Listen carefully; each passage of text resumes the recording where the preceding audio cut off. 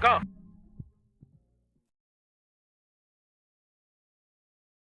What's up, guys? So as you can see, we are here with S-Tech. These guys have been tracking for a while. This episode, we're gonna just hang out with those guys and see, maybe we can ask them some questions on anything you guys have. What's up, Ian? See, Cade's in the chat. We might not do any driving today, but maybe we'll try to figure something out. We'll maybe get in Gran Turismo, or I don't know how to set it up for Assetto for multiplayer yet. But we'll see. And yeah, we at first we'll be in a voice chat with the guys from S-Tech, and then we'll open it up to everybody. We'll make it a free for all. So yeah, hopefully we'll have an interesting stream. This is the first time we're gonna do a like a sit down interview with somebody, like podcast style. So if there's technical difficulties, sorry. We also have a new subscriber, FK8 Miller. I don't have friends. What's up, Ace? I got family. Thanks for joining the family. And yeah, I think we're actually really close to 100 subscribers, so that's pretty cool. I know you guys, I appreciate it, like always. That I know that's a cliche thing to say, but I really do appreciate it, and I think we are building a community here, right? So pretty cool, pretty cool. All right, so without further ado, let's go change over to the S-Tech guys. I kill somebody when it's just my face. What's up, guys? Can you hear me okay? Yo. We are live. What's going on? Yeah. Hi. So S-Tech, you guys, it's Speed Techniques, right? What can you tell me about you guys? Like, what do you guys do? What's your group about? So I'll let Money and Nick take that. Yeah, so this is Money. So basically, Speed Techniques actually started with myself and Nick, where we kind of we had, I guess, a like-minded view on how we thought, I guess, track, or just basically driving and track going should be. And we've been doing track days and racing for quite some time. And we're like, hey, why don't we make this something that we could put a name on, and then kind of share those experiences and spread the knowledge to people who are also like-minded with us. So it's Speed and Techniques. So if I could back up just a little bit, because you have, when you think about things as like an art, you have a art and a science. Nick has always been kind of like the art kind of guy, where he drives based off of feeling. This guy's super fast, so he's kind of like the speed, and then I'm like the nerdy one. I focus a lot on the art, which I bring the technique in. So it's like Speed Technique. So that's kind of how we started. I don't have friends. Okay, that's pretty cool. I got family. Sorry, the notification came up for Cade. And yeah, so you guys met, how long ago did you guys meet? Well, Nick and I actually we met back when we were both Marines in the early 2000s. I want to say, I think it was like maybe 2000s we first met. I ended up PCSing to a squadron that he was already stationed at in Camp Pendleton, and they were coming back from a deployment. And I was the one. I showed up as a Honda guy, and they're like, "Oh, we know a Honda guy. He's on leave, but once he comes back, man, he's kind of just like you." And they kind of just, the people at the squadron were like, "Hey, you guys should be friends because you're both Honda guys." And it was kind of just like that. It was like we just turned instantly friends as soon as we met each other. It was back in 2000, I want to say.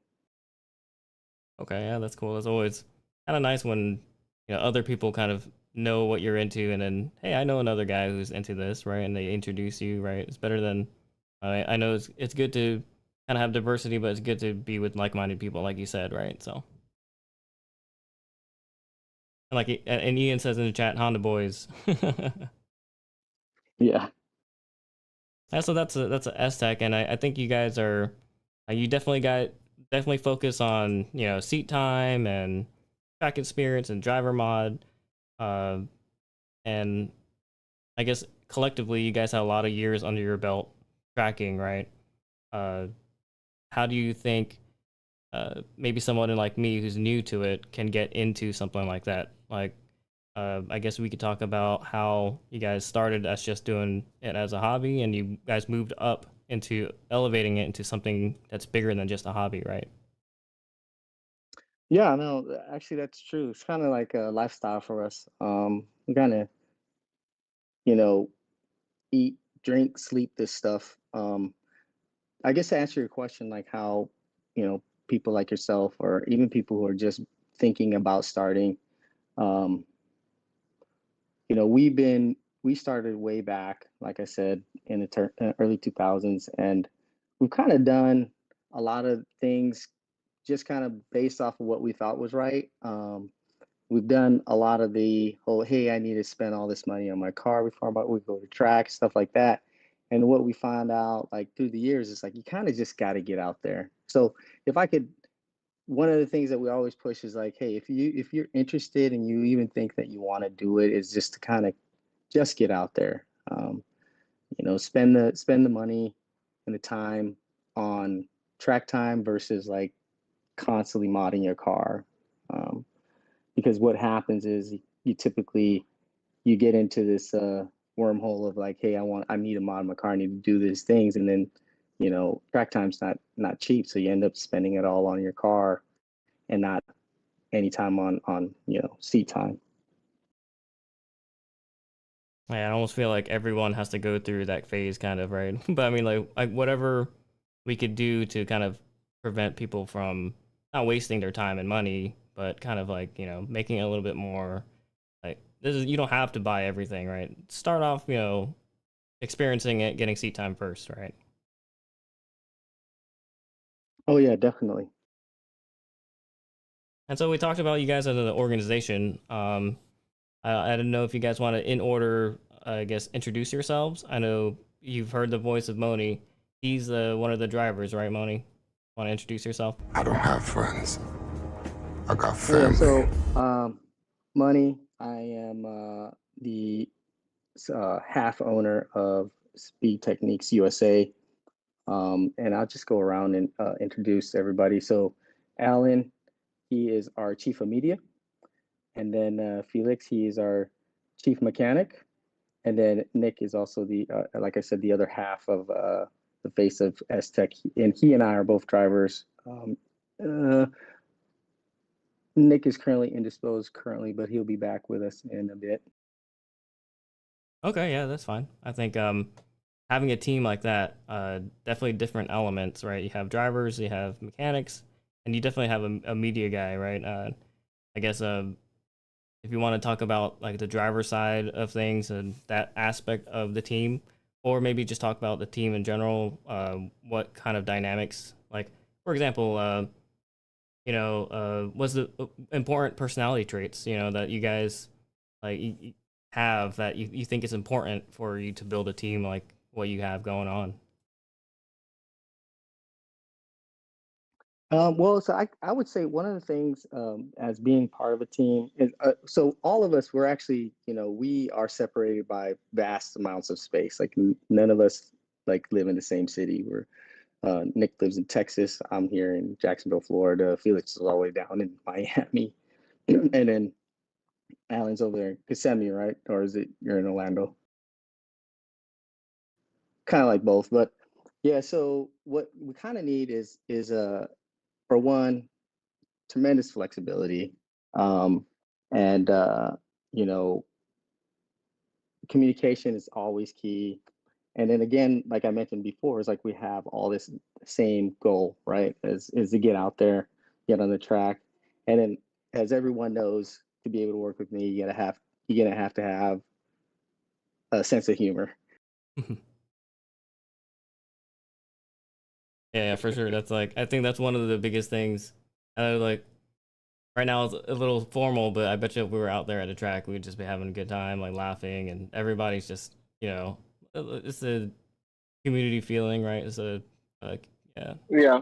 lifestyle. So like to chime in a little bit, like because was the newest one to the whole ordeal of joining the team, was like from an outsider, bro, like what Money is portraying is like, yeah, like if this is not fun to you, then it's not for you.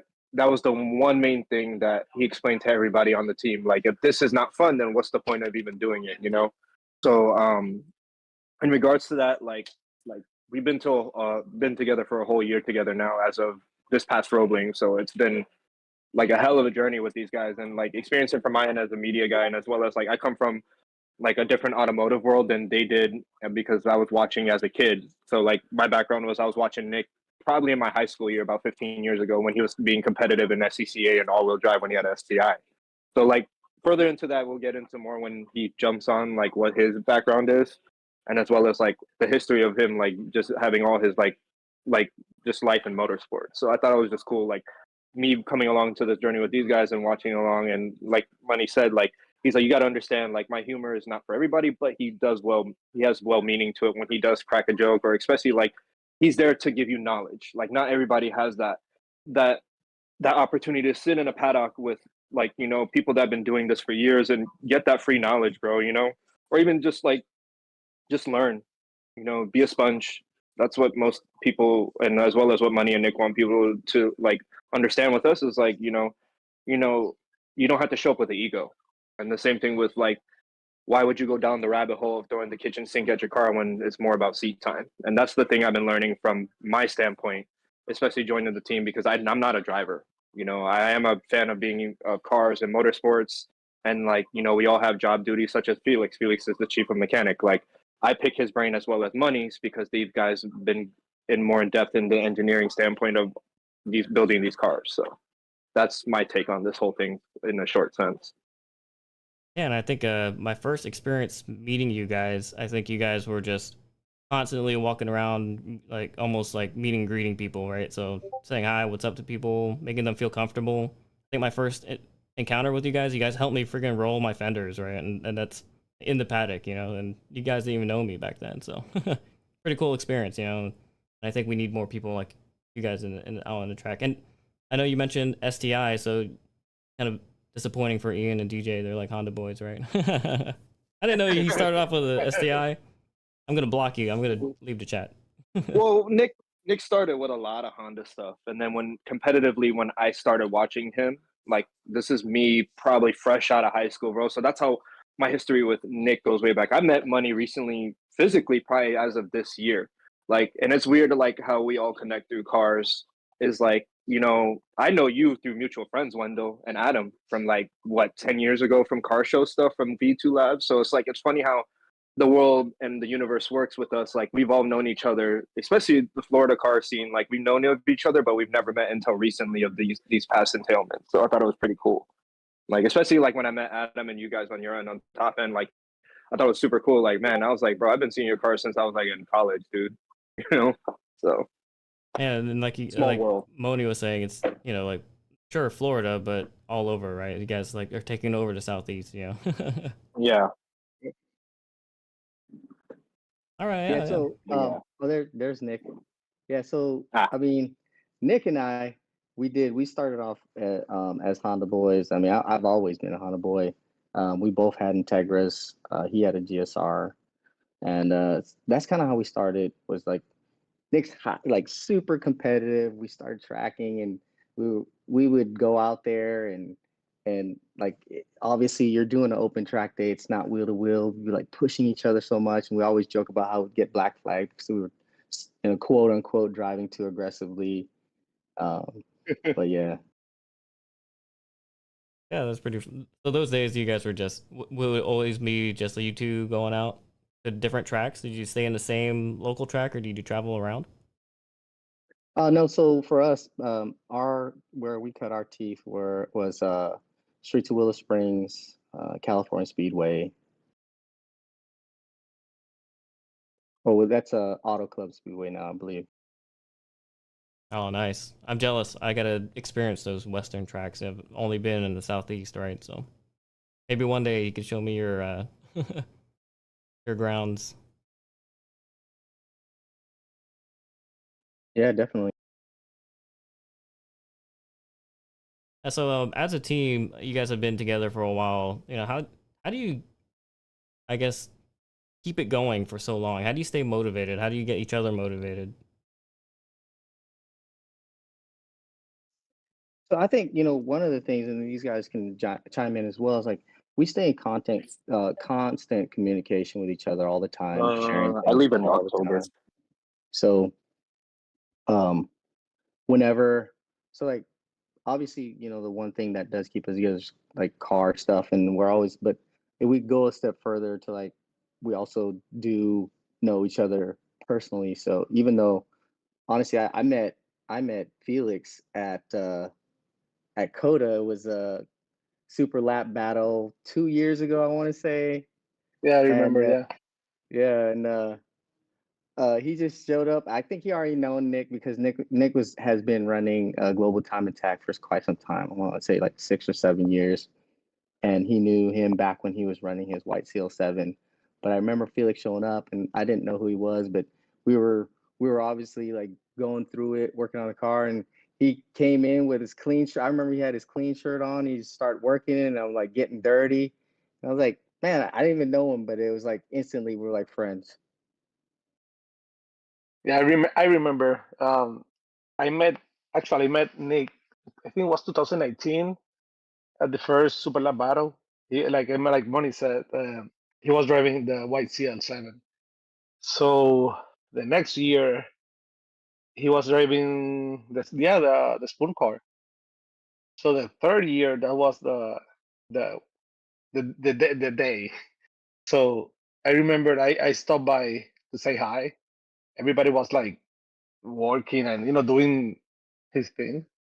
And I remember like the car had a axle failure. So because I was local to the area, so I managed to to get a axle for the car, and they finished the weekend and everything. So since that weekend, I never left basically. Man, Felix, you are a hard worker. I wasn't there at those events, but I saw all the videos, and you guys were putting in a lot of work. You guys did as a mechanic, right? A lead mechanic for the team. It's pretty much a race team, right? I mean, that's what you guys are. So, and what would you say is like the biggest challenge for you as like the one of the guys that they're depending on, right?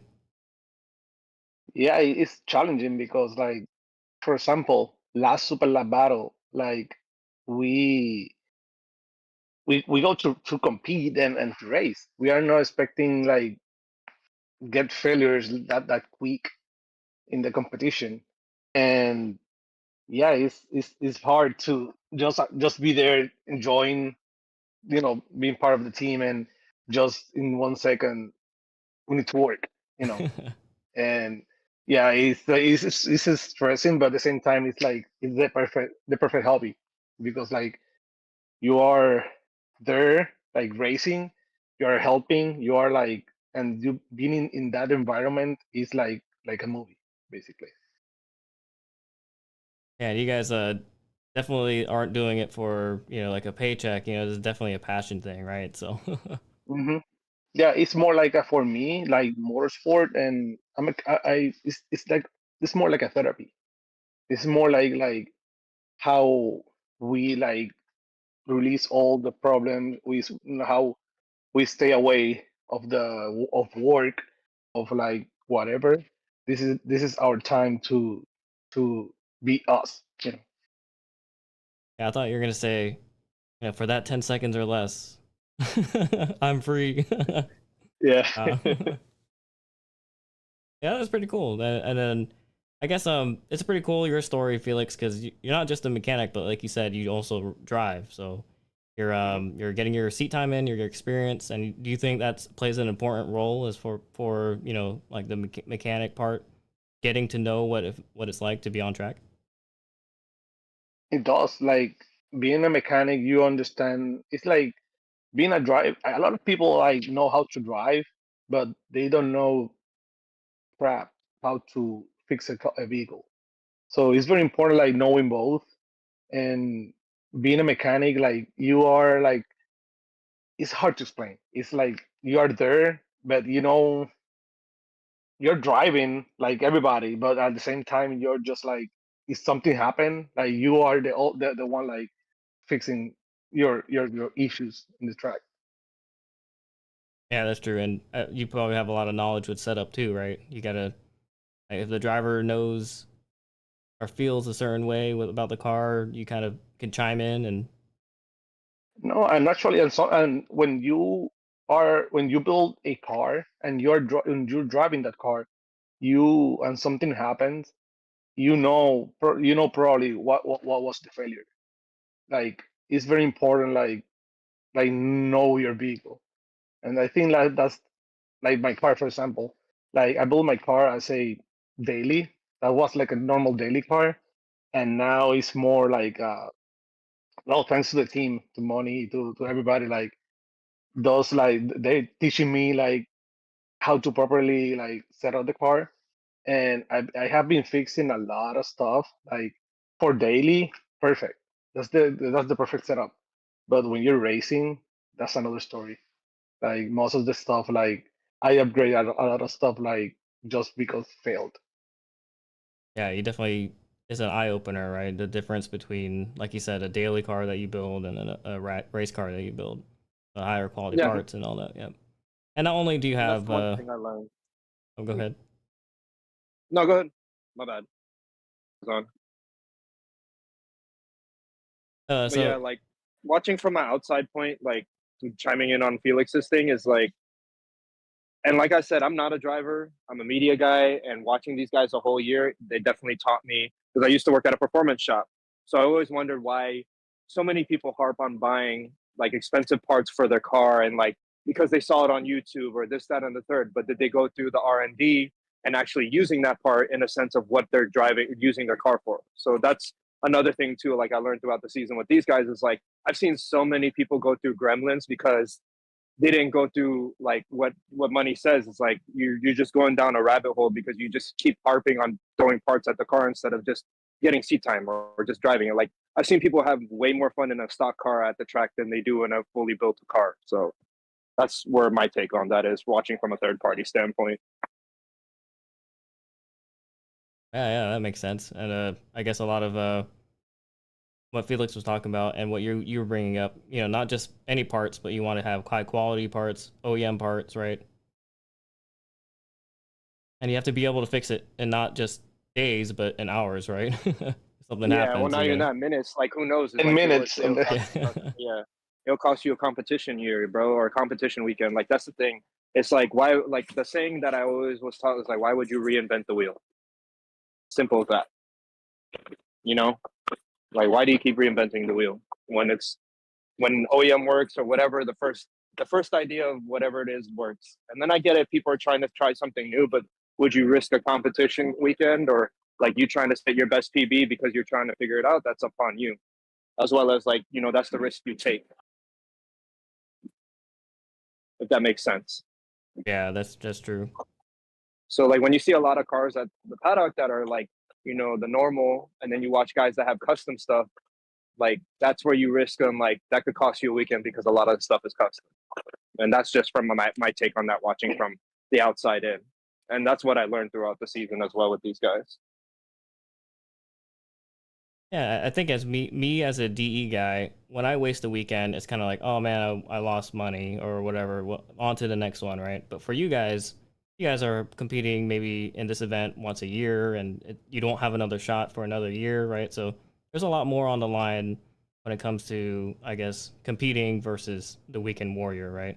What would you say are the biggest differences moving from a weekend warrior to like building a race team and doing these kind of events?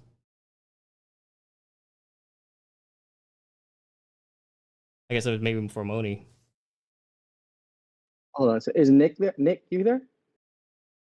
Oh no, I'm about to text him. Oh yeah, that would be a good question for Nick too, if he's there. But Especially he's the one that's the most competitive out of everybody in our group, to be honest. Like I said, like I knew Nick from the Honda world because I was part of his car crew from way back in the day when I was still in high school. And then like when I started watching him compete competitively was with the white CO7, and he had a black STI when that generation came out in 16, 17. So he was one of the very few I watched growing up, like competing in a brand new STI, bro. Like most of the kids I knew that had a STI were paying $1,000 car payment and they didn't want to like beat on it. So watching him from outside in, like it was really cool to see somebody like really go hard in a brand new car and like really like show what it like that car does, because they built that for that reason, you know. And most of the guys I was watching out here in Orlando were just like, oh, I want to throw the kitchen sink in and a roll race, and like that was cool and all, but like I never seen somebody just take like almost barely complete stock car and just like tossing it around corners at Willow Springs and streets of like, in other places. I forget how many tracks he did with that car, but like, you know, he has a couple records in them as well as podiums, if I'm not mistaken. But yeah, Nick is the one that has his pro license and all that, so he could go further in depth in that when you want to pick his brain when he gets back from the gulag somewhere. I think he's somewhere out there, but yeah. Yeah. Oh, there's Nick. Go ahead. You guys can hear me. Hey, there you go. All right. Sorry, I'm at work. And to answer your question, what does it take to go from a weekend warrior to, I guess, a track team? Just takes dedication, and it takes friends. You know, I mean, really, I couldn't do these guys, to be honest. I mean, Money and I have been competing against each other for years since our old team days in California. And I've had a couple other iterations of these brothers that are for, you know, but that's right now. Everybody that is this whole singular person. There's no I in team. That's 20%. All of us together for a goal, and our goal is, you know, track domination. And you know, when we're out with everybody else, so good guys to be with. You know, I've been doing this for a few years, and honestly, to run Global Time Attack and to do this was a dream of money in mind when we were young lads back in the day, trying to figure it out ourselves, watching Best Motor and build, trying to learn. But yeah, It's my 2 cents.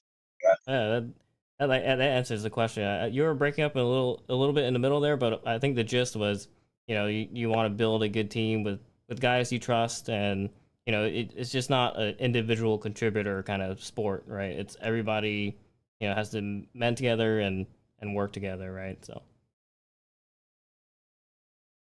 have you and Moni both always like kind of felt like you always? Oh, go ahead. No, I'm sorry. Yeah, it's kind of choppy on my end because of my work. But it's just, I trust these guys on the team. I trust Felix. I trust my I trust with my life, basically. It's a lot of time driver, and money was it to fix a car, get ready right now, you have to check. And I trust him. Yeah, you're still breaking up, but I kind of got the gist. These guys are your battle buddies, right? Yeah, basically. Yeah, so Yeah, you know, what Nick is trying to, what I think Nick was trying to say in all the choppiness is like, there's no one person more important than the other. You know, a lot of times, like doing this, you have your high points and your low points, and you stick through it all. You know, like the group we have now is who we got. You know, everybody stuck together in some of the roughest times. You're like, man, we talk about dedication, and sometimes I always joke. I say, you know, it's probably not even dedication. It's more like you've come too far to go back and just keep going. You know, and then you look back in those times, and it's just like it builds the bond even greater. yeah, I mean, it is one of those things where it is a team effort, right? So now this is for you, Moni and Nick. If you'd hear me, I know you guys started competing together. Have you always wanted to drive competitively? Was this something that you've kind of foresaw when you first started, or was it kind of like came up out of nowhere? What made you want to compete? Well, so you might not have heard, Nick, but like, so basically, when we were younger, we used to watch a ton of best motoring. If anything, a lot of how we drive today comes from best motoring. And in that thread, we watched a ton of time attack, and it was always our dream one day to compete in time attack. Now, Nick realized that dream much sooner than I had, and I was actually I started was able to get into time attack because of Nick. But yes, we've always wanted to compete at some level in time attack. Okay. And for someone starting off that wants to get into time attack, I think earlier you had some advice for anyone in general who wants to get into track. What advice would you say helped you get into competing? Well, so my advice would be is to get out there, find like if there's a track near you, find one. There's um, organizations such as like SCCA and NASA that run events all the time. NASA in particular is one that I've been with since 2003, and they run a pretty cool system there where they take you from someone who doesn't know how to drive at all, and then you move through the high performance driver education to where you have a choice to branch off to time trials, which is like time attack, and then to wheel racing. And what's valuable there is that you get initially when you're first starting out, you get one-on-one instruction with somebody who has been doing it for many years. That's a certified instructor sitting with you along the way. I, you know, that's one of the ways I would say is to get started, is to get out there, even if it's just autocross as well. Yeah, and I think you yourself are an instructor, right? So, you definitely see the value in having somebody in that right seat, right? So. Oh, definitely. I think when you have someone instructing you sitting there to help you along the way, the learning curve is a lot higher. Like it's a lot steeper where your progression is a lot faster versus if you're just kind of driving. I think you'll see the like open track days. Definitely, if that's all you could do, I would recommend doing that to get out there and drive. But that learning is a lot slower because there's not someone there telling you what you're doing right and what you're doing wrong. Yeah, I think for me, there was a pretty much an exponential growth after having somebody instruct me, right? Versus trying to figure it out on my own, yeah. Oh yeah, definitely. Now, between competitions, like, what do you guys I would do? say, Oh, go ahead. my bad, my bad. Can you hear me? Is it better now? Yeah, it's better. Yep. All right, sweet. For me, it was well, for I guess Money and myself, we both started with open track days and just running that. And we didn't have instruction at that time. We just had people who were faster than us that were our friends and each other to feed off of. But like you said, SCCA, NASA do have some amazing programs to help you progress as a driver. And also, open track days, they're good. You get seat time, figure out things yourself sometimes. But I mean, the main key is just to get out there and to get on track and to drive. I mean, I haven't been to an event yet, competition or fun run, where there wasn't somebody there who was willing to help you become faster, help you with the corner, help you with braking, and that's just part of the environment, of driving on track, either SCCA or NASA or Global Time Attack or Open Track Days. People are always willing to help you get faster because they want to see you progress and have fun on track. Yeah. That's good. Good advice. And I think we have Ian in the chat also saying NASA he recommends, and SCCA he's kind of but that's just Ian being picky. Yeah, I mean, I've done SCCA for many years with my STI because I got a free membership when I bought my STI back in the day, and it can be kind of, you know, money focused at times, but I had a good time. You know, I mean, I'm kind of a laid back, easygoing guy. I had a good time regardless, beating up on cars that were twice as much as my STI was. So that's always fun. Yeah, I haven't had bad experiences with SCCA. Maybe they run things a little bit differently, and they don't like provide an instructor right away, like a NASA event. But yeah, I think if you can get to one or the other, then I think 10 out of 10 recommend. Right? If it's the choice between one or the other, and you can't make it to SCCA, or you can't make it to NASA, and you decide just not to go at all, then that's on you, right? So. Yeah, so I guess when you guys compete, what do you guys do between competitions or races? What do you do to either prepare for the next one or in your spare time? What do you guys do between races? Work. Other than work. I mean, we all have regular day jobs outside of what these guys do, so I mean, from watching from the outside as their media guy and always checking in on them, because I'm one of those guys on the team that's very anal retentive about time management. And as well as like, I'm always in the chat chiming in like, hey guys, what are we doing for hotel? Hey guys, what are we doing for like, when are we leaving? What car are we taking? What needs to get done? And I always harp on like, because that's just how I function.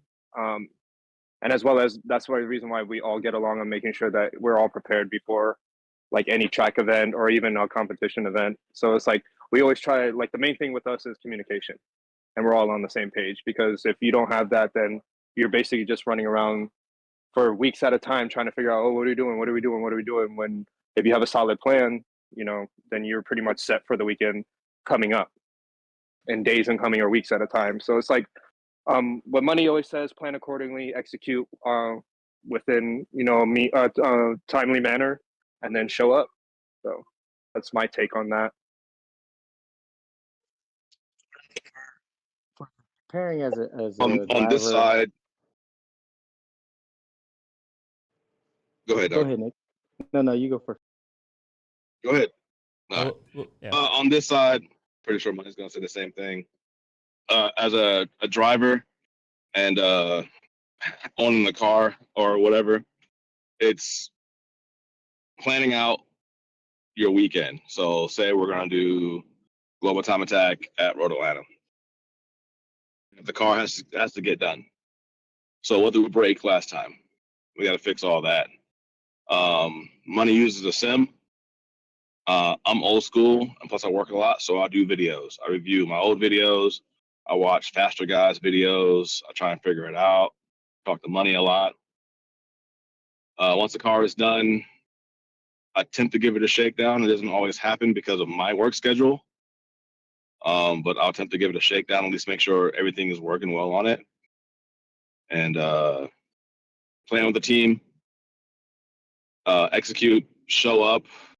Probably show up early, which I'm usually not on time. Like lately I have been, the guys can attest to that, but I'm coming from Texas to whatever track we're going to, there's always something, traffic, or I get tired, I get a delay.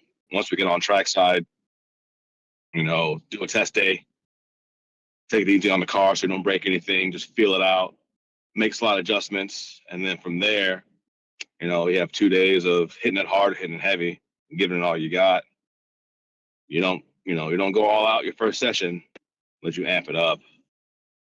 Really, besides that, it's planning hotels, travel, meeting up with the crew, where we're meeting up at. Food is another thing too. Food is very important. You got to plan your food stops. But I mean, that's really the short of it. What goes into planning, I guess, a competition track day. Yeah, I want to touch on what Nick was saying about preparing as a driver. It was like, as he said, he reviews a ton of video. Like I mentioned it before, The whole art thing and the science thing.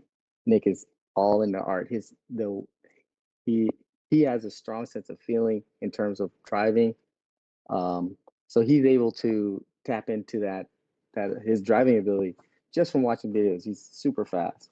For me, I have to take it a step further. I'll review video, tons of video, and then I'll tend to try to put in several hundred laps on the track that I'm going to prior to going on the sim. And then if I've been to the track before, I try to review like a lot of data. So I feel like you can never have enough data to improve your lap times, because there's always room for improvement. Yeah, you make a good point with the data and all that. I know for me, I try to do a little bit of both, just like Nick, watch videos, and Moni, you do the sim. And Felix, when you prep the car for the weekend, what does that look like? So normally, because the car is stored in Texas, so I'm not the one doing the actual uh, pre track maintenance, but for sure during the actual event, uh, basically like checkups between sections is super important. Even like just looking bolts around the car, just watching the car, everything, inspecting everything, because that will does save a lot of issues during sections. So, Yeah, I think it I just realized, it boggles my mind that you guys all do this, miles and miles apart from each other. So you guys are already at a disadvantage there, but you guys still make it, and you guys still compete or competitive, right? So that's pretty cool. I'm looking forward someday like to be the one like working in with the cars like before the events, but like Nick lives too far. So there you go. You guys have to all get one place, and Yep.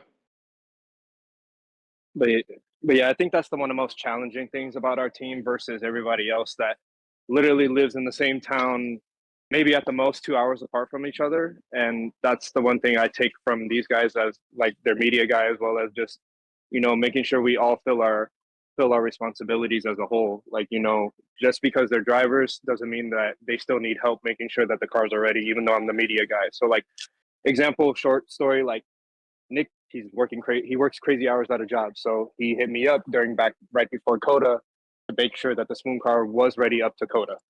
So he had a liaison basically at the facility where his car is being stored at in San Antonio. And I had to make sure that everything was on point leading up to COTA.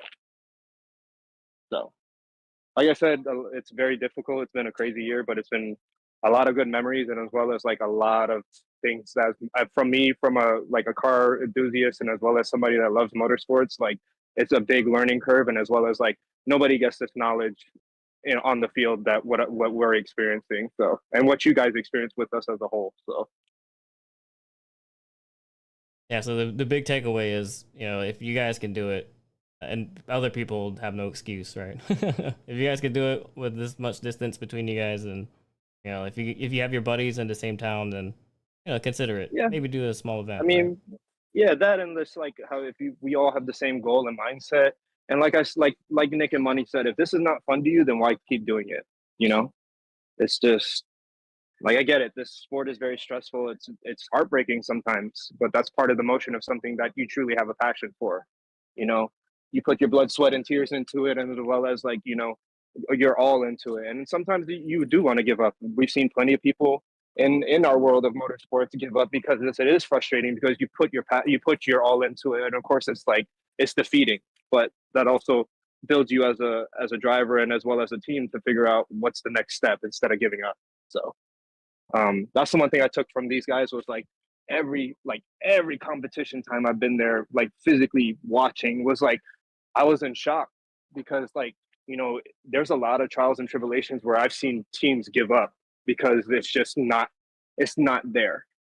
And if you have the right motivation and the right people around you, even though you're you're in the grit, bro. You're in the trenches. And sometimes people know how to get out of those things. You just need to plan accordingly, and as well as like have that push from that team and family that you have. Yeah, that tenacity, right? Yep. So like, I mean, you see it on the paddock with us, like how energetic we are, and like even when we're going through it. So it just shows an example of when you're there with us, especially you, Wendell, and all the top end guys. You've been following us for like what, the past 2 years or so. So I mean, you see the energy that we give, and as well as like we don't try to gatekeep like even like our paddock to anybody that shows up, you know. Yeah, I definitely appreciate you guys, letting us in the flock, like to hang out and just watch from the sidelines what you guys do. So that's great. And I guess I'm changing topics here, moving from the team dynamic. That's pretty important. Let's talk about the cars a little bit. So which cars do you guys use to compete? I know you guys are in different classes, and tell us about the cars.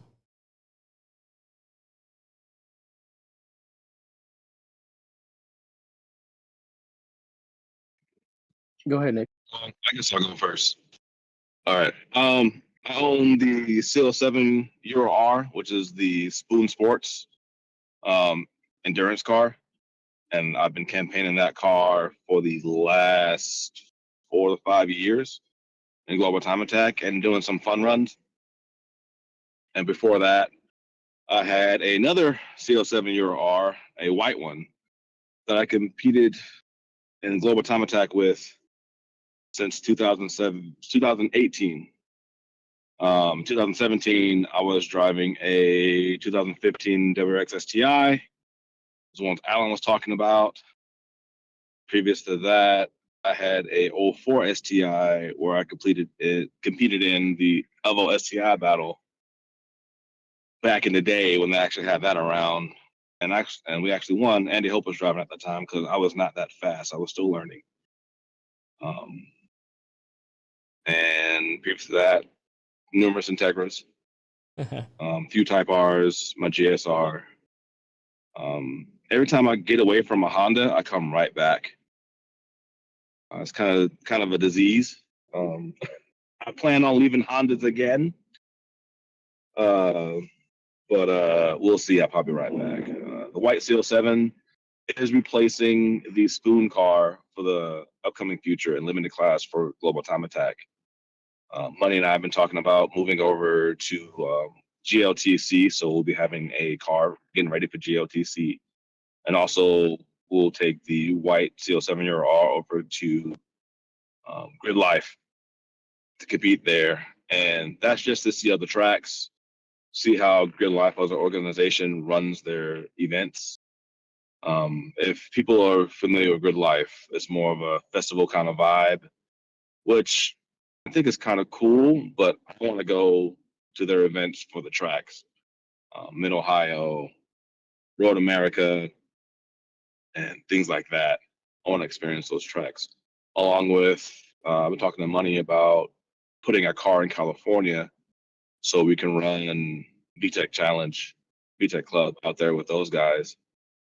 Just for fun, hit up some West Coast tracks. We also were invited to CMP track in Canada. I forget the name of it. James Howden gave us an open invitation to go up there and compete with them. Currently, we don't have a car that I think is worthy, but we will soon, and we'll make that trek all the way up to Canada to go duke it out with the boys up there and have a good time. So it's a fun journey.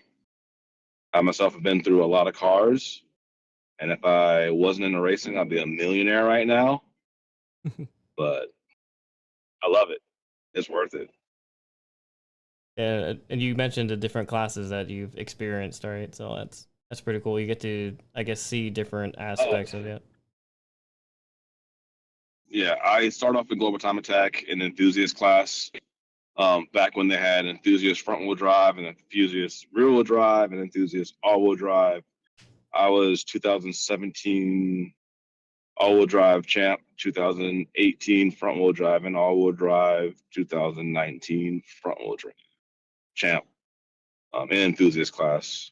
My records have been broken ever since then because I was driving in a car with 220 horsepower, and the new Civic Type R blew my car out of the water with basically no mods. My car was from 2004, so I did extremely well with what I had, and my driving style.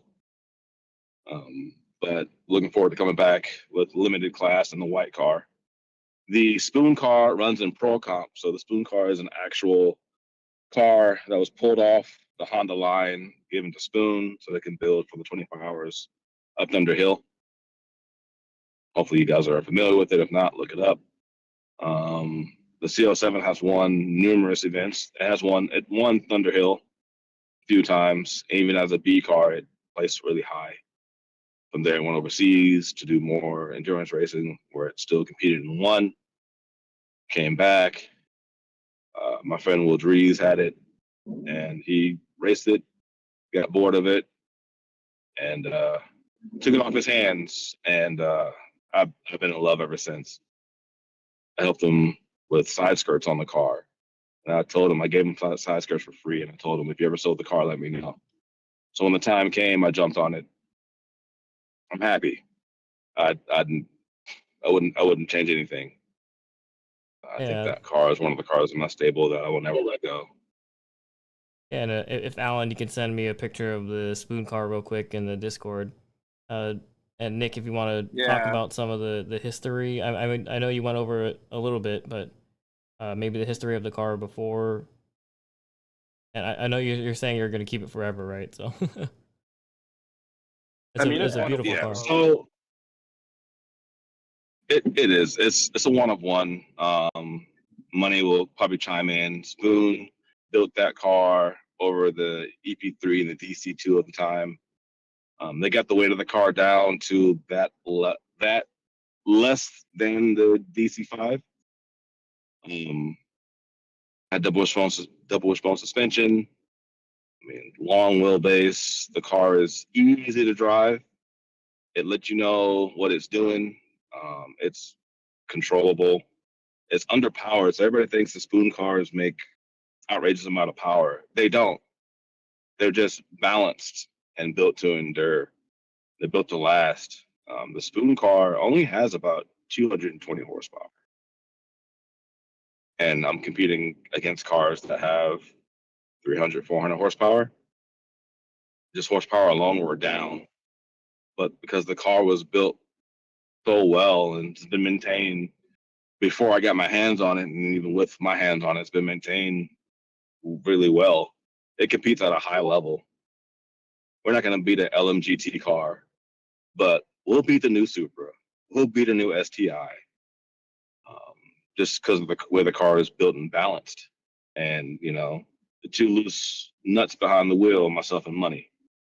Like I said, the car competed in 25 hours Thunder Hill, where it won its class, I think 3 times before it was replaced by, I want to say, the FD2 Civic Type R.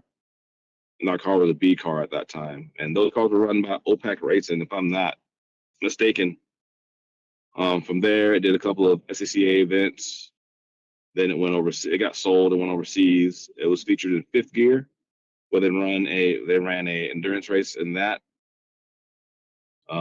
If you look up YouTube, look up 5th Gear Spoon car, it'll show up. I think Tiff Liddell drove it and a few other drivers. From there, it came back to the States, where it was purchased by, I think, a privateer. And they drove it for a while with SCCA before it was parked and forgotten about, before Will purchased it. So the car has a long list of events and wins, has a very, very long history. The cage was actually modified when it came from Japan, because it was built in Japan. When they brought it to the U.S., they had to change the cage to meet the U.S. North American standards for NASA and SCCA. So if you look in the car, you'll see it looks like a big section of the crossbar was cut out. A thicker bar was put in. and a couple other things were changed because in Japan, the roll cages are a little bit thinner, a little bit smaller than what we require here in the U.S. Just like the Super Q car, if someone's ever seen that one. If I don't have pictures of that, you can send that too. The STI that I raced with at Circuit of the Americas a few years back, his cage was really, really small compared to the cage that's in the Spoon car, just because the Japanese regulations are different than the U.S. regulations. When the car came over from Japan to the U.S., they had a dry brake fueling system on, which I had to change per NASA regulations. I still have that trunk with the dry brake system on it. It's hanging on the wall somewhere. They had to make a couple modifications to make it NASA legal, right? Yeah, Yes, but now she's just we use her as a pro comp car in Global Time Attack. She still wins. She still podiums almost every time she goes out, which is good. You know, part of it showing up. The other part is actually putting up times. I'm very pleased with the car. She's done extremely well over the years, but it's time to move on from her and the competition standpoint and move on to the white car limited class. Okay, yeah, I guess there's a different kind of competition. Yeah. And also move on to a wheel-to-wheel racing with GLTC, which I plan on throwing money in the car not to be on comms. You're gonna take that money. You're gonna just drive the whole time. Yeah, I'm ready. Yeah, I mean, money's the fastest out of everybody in the group. Oh yeah, for sure, right? Yeah, money is the fastest. Yeah. As of right now, money is the fastest in the group. I'm just like coming from somebody that doesn't watch this type of stuff, and like watching a guy literally take an untested car and figuring it out in less than a year, bro. As well as like turning an FA5 to a full FD2 conversion, bro, in less than 8 months is absolutely insane to me, in any building standpoint. So, I mean, you guys watched it from the ground up. So I don't know about anybody else watching that knows money or like knows where he comes from and what he does. Like, that's very impressive. Even with the EJ, it was less than 6 months. So yeah, so my personal experience with Boney was I saw him in the EJ that was like completely the body was messed up, and he just put the motor in the night before, and then he made it just a beautiful like show quality track ready car, sold it, and did the same thing again with the 8th gen. So knowing Moni for only 2 years, he's gone through 2 cars from that he built from nothing to something great. It's pretty nice to see, and I'm excited for you guys to run that car. And we're showing pictures right now of the Spoon car, and one of my favorite things about the Spoon car is you guys actually drive it. The other Spoon cars, maybe some of them sit. Do you have any insight on the other Spoon cars that are out there?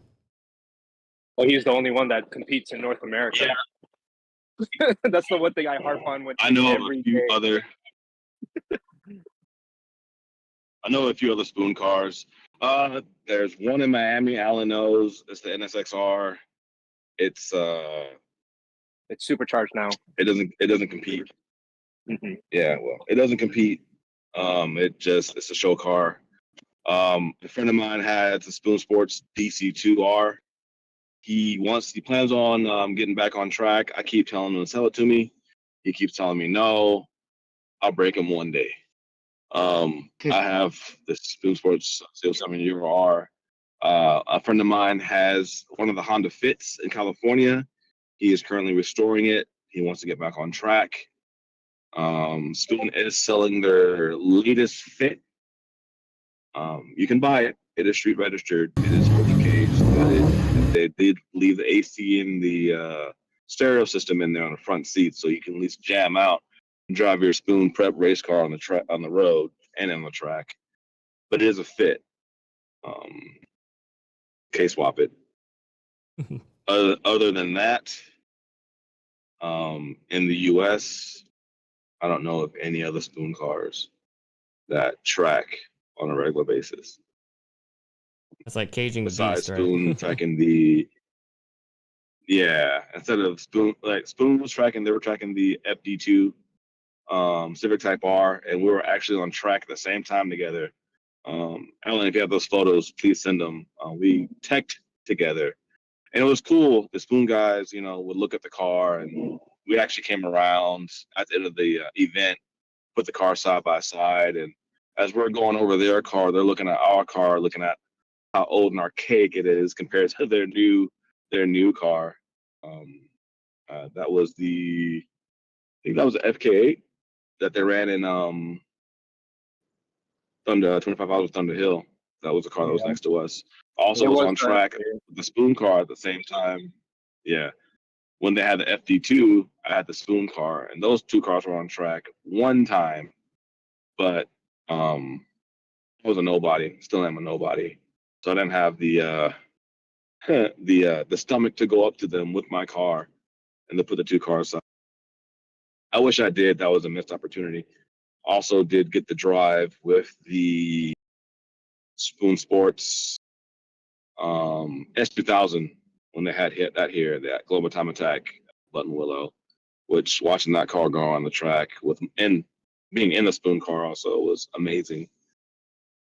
But Spoon, they don't campaign those cars anymore. They're building that new F05 for Thunder Hill. They might use the FK8 as a B car. I don't know. I know the guys, but I don't know them that well. But I mean, besides Spoon running there at Thunder Hill, we're the only privateers who have a Spoon car outside of them that run their cars. They still own the S2000. They still own the Civic Type R, the FD2R, and a couple other cars that sit at the facility in California at Go Tuning. If you ask nicely enough, they will show you their cars. They're very proud of their cars. But those don't come out on track anymore. They do sell their cars now. If you got the deep enough pockets, they'll sell them to you. Which is kind of sad, right? But I mean, I get it, right? Yeah, I mean, you're owning a piece of history when you buy a Spoon car, and it's your choice whether or not to race it or not. We choose to race our car and to keep our car on track and to keep it exercised, and to keep repairing it and fixing it. We are doing a full teardown restoration on it. I've located the original motor that I pulled out when I went K24, K20, which was a mistake. But located that motor. I'm in the works of getting that motor back. The transmission will be rebuilt, full Spoon spec. Trying to locate a suspension worthy of the car right now. I talked to a couple people about it, but we're still working on those details. So whenever the car does come back, it'll be back 100% to Spoon spec, and we'll bring it out every once in a blue moon for special events to race, not to show, because that car deserves to live, breathe, and die on the racetrack. I mean, you don't cage a beast, bro. That's the one thing these guys taught me was like, you bought a race car, like a legitimate race car. Like, same thing when you buy a Porsche. Like, nobody wants to just drive a Porsche on a Sunday. Well, I mean, search some people do that. What are you talking about? Yeah. Cars are coffee. I mean, you ain't gonna drive the Spoon car on a Sunday, though. Just letting you know, you're gonna race it on a Sunday. There's two different things that, from my standpoint, especially like that was the one thing I was so impressed with the team was like, as well as like watching Nick growing up, was like watching him compete and growing up. When he acquired the Spoon car, like I geeked the fuck out. Like I was so like I couldn't believe it. Like, because it was already to me, like being a big Honda enthusiast and as well as seeing very rare cars, because, I used to see a lot of Nick's projects growing up and I never met him. That was the crazy part too on the backstory. I would always see his cool cars at one of our buddies' house. Like he had an ITR, two ITRs.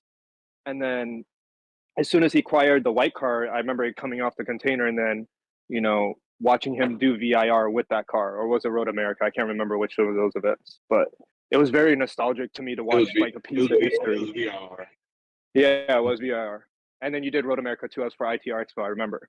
So like just in general, bro, like the notoriety and homage to like what people don't understand, like how simplified and as well as like Honda is to like the track world out here, and like watching it from an outside standpoint, what to me was like beyond amazing. And like actually experiencing it in person, like not many people could say that they saw a real Spoon Sports car tracking and being competitive for almost the past 5 years. Like anybody that experienced that car in person, like, you know what I mean, that's very rare, especially if for somebody that's a true fan to the motorsport and a car enthusiast. Like, I don't know, that's just my take on that.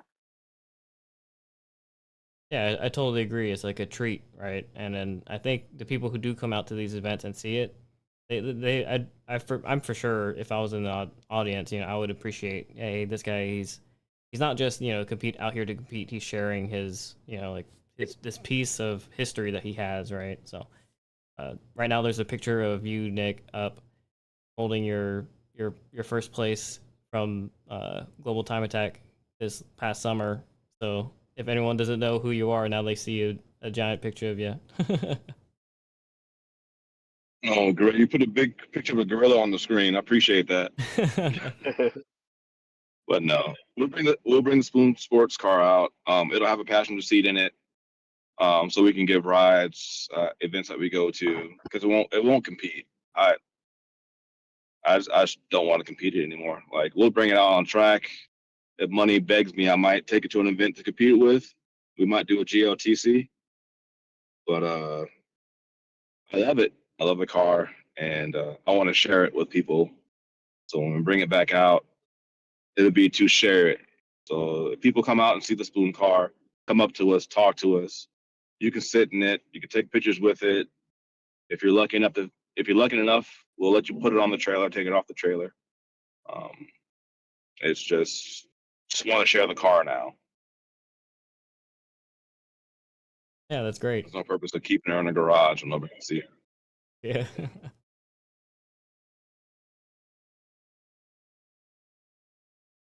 Yeah, the Spoon car is great, and Money like on you the said, timing with the car list? yeah, let's talk about the 8th gen pony if you want to talk about that, and Ian, if you could send pictures of that as well. And Money built a car that I want to talk about, that I'm still in love with to this day. Old Gold Star. oh yeah, are there pictures of that around too? Talk about that. I think I have one. Hold on. I think I might have them check.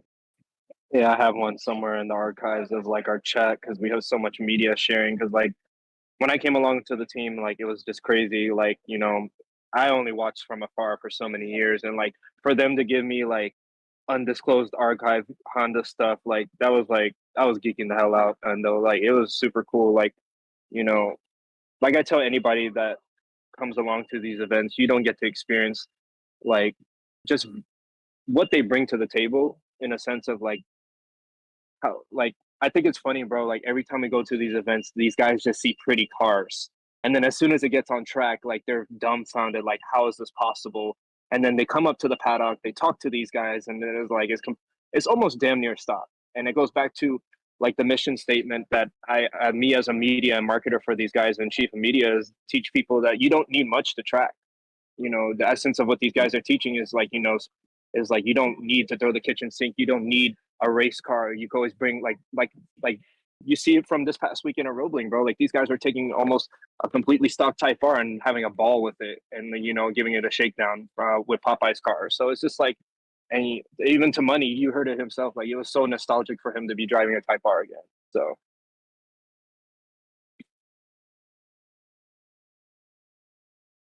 Yeah, that's definitely like one of the big things, right? Like we started off saying it too. You don't have to put a bunch of money into it. You just have to just show up, right? Like you said.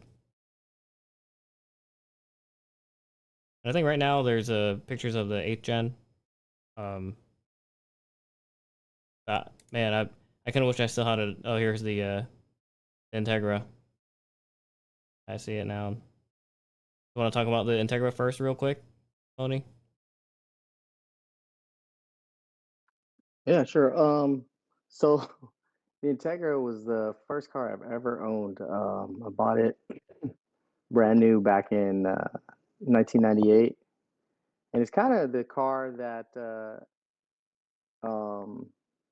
me and Nick got to know each other with, because he had a GSR and I had my Integra, and at the time, I was doing something that I didn't even know had a name at the time. Like, so um, I knew. So this is back in 1998. I knew that Japan had their version of the Integra, and I seen that there was like all these parts that were different on the car. I mean, you can see there the front end and stuff like that. So little by little, I started acquiring like all these parts that were specific to the JDM 98 spec Type R, and so back then, I don't even think they had coined the phrase like JDM at the time, because if they did, I didn't know about it. I was just kind of like, oh, I want to, I want to have every single thing that I can from the JDM 98 spec Type R on my 98 Integra. So I went about doing that, and I was nearly complete in terms of getting all that done on the car, and that's when I first met Nick, and that's kind of how we started our relationship. It was like it started off as like a competition of who knows about Integras more. Isn't that right, Nick?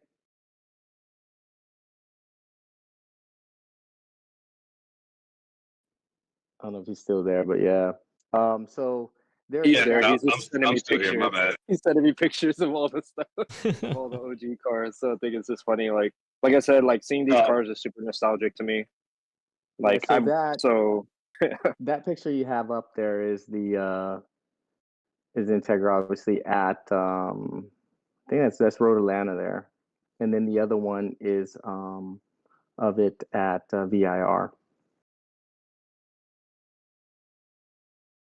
I'm excited for VIR, by the way. But yeah, I think this car says, like kind of like with your other builds, you're trying to collect the parts that make it the JDM version of the car, right? And that shows in your 9th gen, right? Or 8th gen, sorry. Yeah.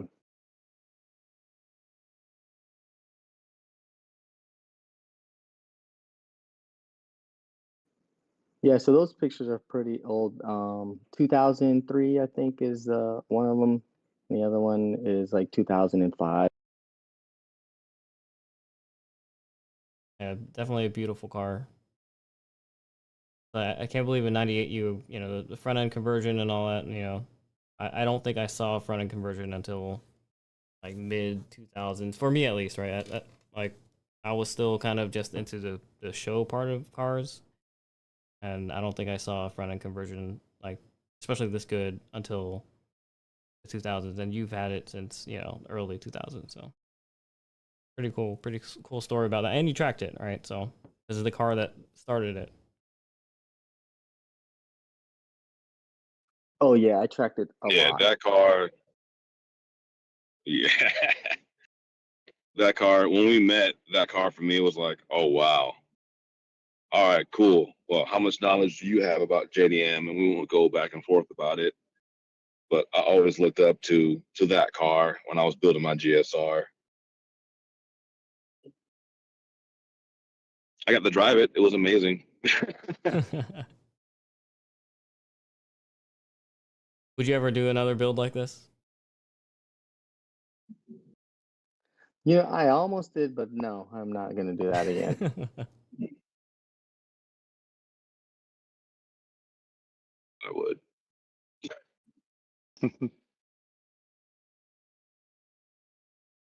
Oh man, so Alan has OG pictures. yeah. as Well, well. Nick has them originally. Like so, the first Integra with the Type R front. Like backstory on that. Like I used to show up at a buddy's house, like every day, like we would hang out because we were Honda guys and stuff, and I would see this yellow Integra sitting on his driveway. And this is before I knew who Nick was. And it was like he would just store it there because it was a mutual friend of ours.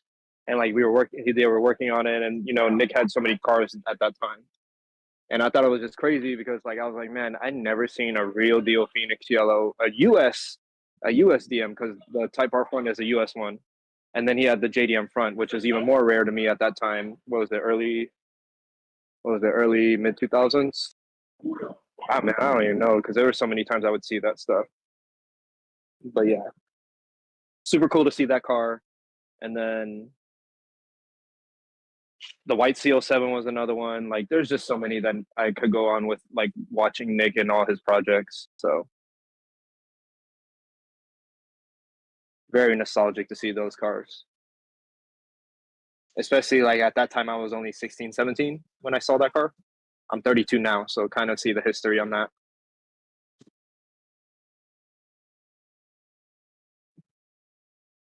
Man, yeah, that is like double your.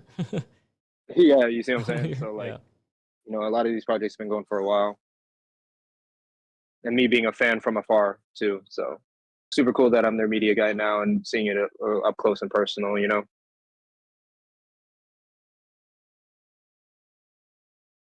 Yeah, these cars and pictures, man, they're nice.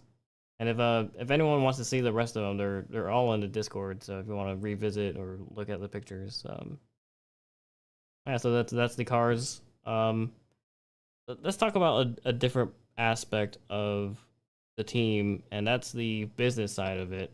I guess as a team, what did you expect and not expect as it became? I guess more than now, went from just a group to a team to now more like a business aspect. So tell us a little bit about that and your journey from making it that what it is today, right?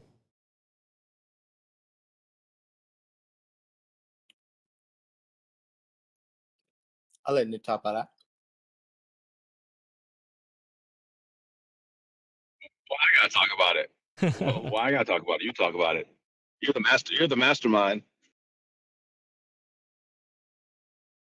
Yeah, I'm just the media guy. Right. I only know how to market this stuff. So I can only tell the marketing and business standpoint on it. And I'll chime in later on if like these guys want me to kind of get my take on it, because I'm not the track guy, but they also are the ones I'm the mentee to them of like trying to portray like Nick said, everybody has a job. They're the drivers as well as owners to the team.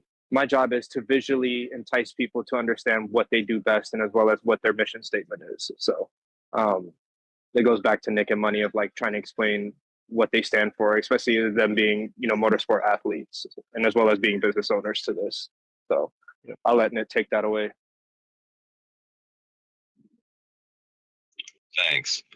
So I guess going from the team aspect to a business aspect, we just want to be able to support our hobby, to share our hobby, and to educate other drivers and help other drivers. That's just a mission statement. We're not expecting to get rich off of this. You don't get rich off of racing. You get poor off of racing. But we're taking a crack at it. And for the last year and some change, we've been doing pretty well. On the business aspect, we are still growing and learning, figuring out the whole social media, YouTube, merchandise, branding thing. I mean, I'm not a business major. I own a toy store on the side and work a day job. This thing is something new to me, and I have people who do this as a business that I've talked to and who have helped out. But a lot of it's for us just figuring out how deep we want to get into it, how far we want to go, and how much we want to push. I would love to see this become bigger than just the four of us. Push it to a point where we can throw our own track events, have our own track days, do more driving of other people's cars, doing reviews, help with setup, whether it be tuning, chassis setup, helping people with their first day on the track, giving them suspension alignments to do, and actually to be paid for it and be semi-profitable, and to be able to enjoy the sport and enjoy this thing that we love. I mean, it's only been our first year. I think we've done pretty well, and we're still trying to figure it out. Keep harping on, keep telling money that I want to do a merchandise line, shirts and hoodies. So stay tuned. We'll be dropping some stuff here pretty soon. Yeah, that's awesome, and I think the business part is a little difficult to get into, but I guess for everyone else, where can they follow you, and where can they find, if you launch merchandise, or where are your outlets for that kind of stuff? Right now we're selling merchandise off of our Instagram. We're working on getting the website up and working on getting a few more designs out. Money has a plethora of Aztec merch that he wears on a regular basis. We're trying out new designs and things that we like. I'm a little jealous. He's got more stuff than I do. But we're doing it off Instagram right now. So if anybody wants any merch, send us a DM, your size. We have a plain Aztec shirt. Alan, if you could send them a picture of that, the Aztec shirt, the non-flavored pocket. Yeah, I got that. We work with Yellow Flower. And they have made us team shirts with a flavored pocket, which are my favorite. But we will have items for sale here shortly. And from there, for Instagram, we'll post up. Once we have a website up, we'll leave a link so everybody can buy merch on the website. And then at the track, we'll start bringing shirts and hoodies and stuff. Limited numbers, because we don't want to overwhelm ourselves with selling merch at the track. We're at the track. We're trying to, get on get on track, do lap times, turn laps, help, our friends out with setups, stuff like that. So at track, we want to focus more on being track. We'll still bring merchandise to sell, but once we get the website up, we'll pump that out and get the merchandise out. And stickers, slaps, stuff like that, we'll have that out too. Yeah, it's always good to show support, for you guys. And I think you mentioned hopefully one day you host your own track days. Man, sign me up. I think I'm going to be one of the first guys. Well, we've been talking with a couple organizations. We're trying to bring something back. I don't want to say what it is, but we're trying to bring an event back that I've done in the past. We're trying to bring it back and make it open and more accessible to other people, and also have our own track days as Aztec branded track days. We have to start out small. Once we grow, hopefully we can do a Nürburgring trip, maybe Suzuka in Japan, other than the usual US tracks.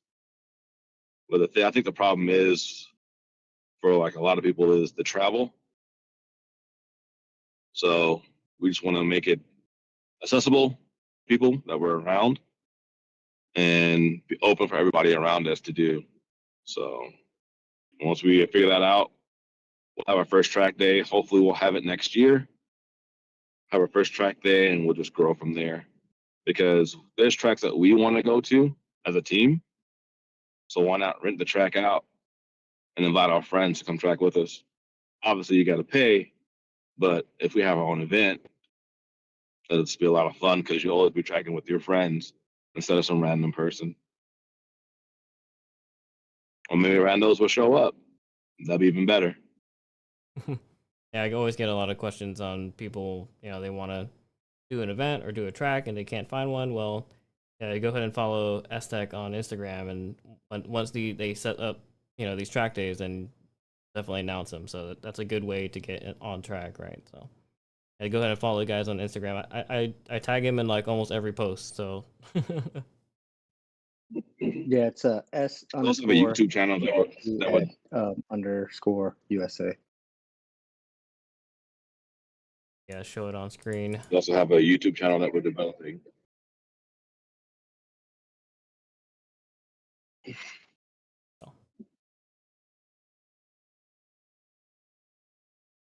So you're working on a YouTube channel as well?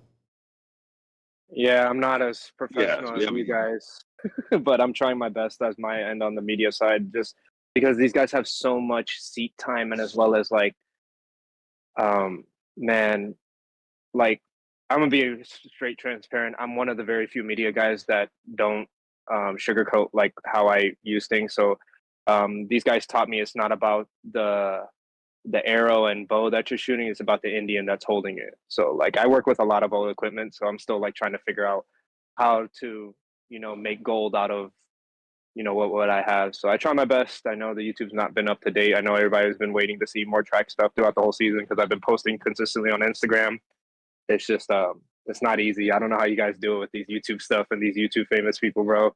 Like that's just my honest opinion. It's a grind, right? It is. It really is. Like I can see why people turn this into a job, and I get it. My passion more towards the media side of it is pictures and as well as learning a new craft with these guys. So with the video side of it, I'm still trying to push, and as well as like, if it doesn't make you uncomfortable, then it's not challenging you. You know what I mean?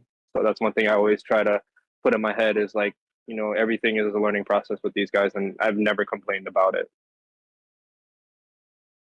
Yeah, that's definitely a good attitude to have, right? And Alan, you've contributed a lot with all the media stuff, all the pictures and videos. I'm always there.